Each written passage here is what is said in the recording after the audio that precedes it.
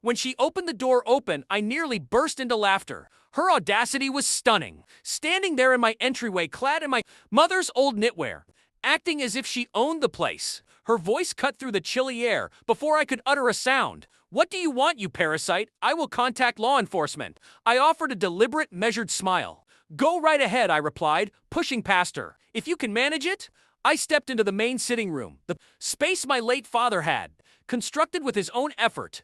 The rugged stone fireplace, the massive wooden beams, the vast mountain landscape visible through the enormous window, and there they sat, her spouse, his parents, relaxing on my sofas, sipping beverages from my liquor cabinet, a seemingly perfect family gathering. But the moment I entered, all warmth vanished from the area like a sudden power failure.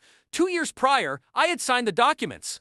The secluded mountain retreat, bequeathed by our deceased father, was intended to be joint inheritance he had specified to keep the family connected. I trusted him. I trusted her. My sister Mary, charming and cunning, was always the favored one. When she suggested we lease the property to vacationers, I readily agreed. She managed all the rental reservations. I trusted her implicitly. Each month she provided me with detailed reports, spreadsheets, courteous summaries, and financial transfers that appeared correct until one day they did not. The first hint came during the winter. I drove up for an unexpected visit. My key to the cabin failed to operate the lock. Mary casually dismissed it.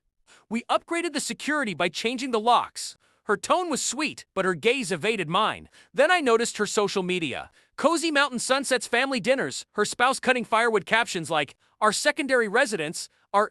That night, I investigated further. There it was, a tag. Her mother-in-law had geotagged my specific lodge. They were not leasing it out. They were actively living there. I did not challenge her then. Emotion is a tool best used when it has cooled, so I contacted my attorney. Quietly, I requested every deed, every tax document, every bank record. Months of quiet followed while she continued to upload pictures of snow, activities, and evening bonfires. I waited, observed, and gathered all the facts.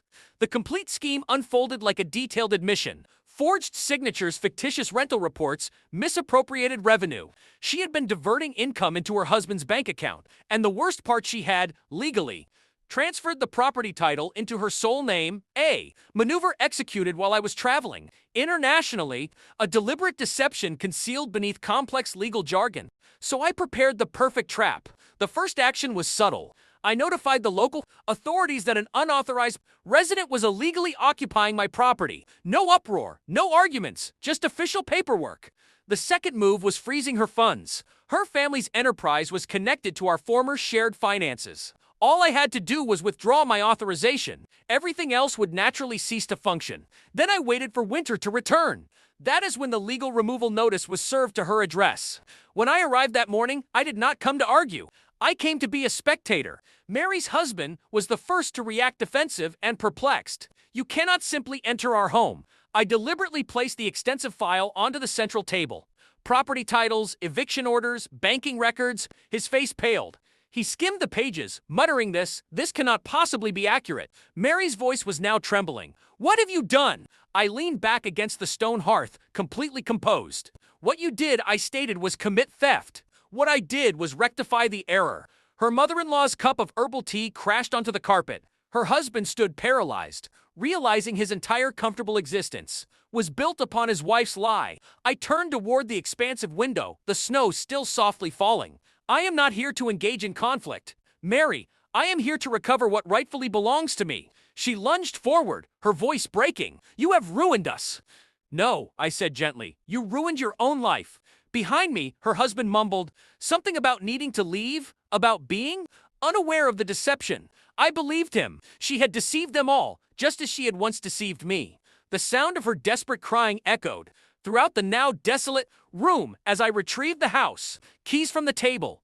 My familiar, well-used keychain was still attached. "You are welcome to call the police now," I announced, pausing in the doorway. "They will need to review the documentation regardless." I stepped out into the falling snow, the air feeling crisp and cleansed.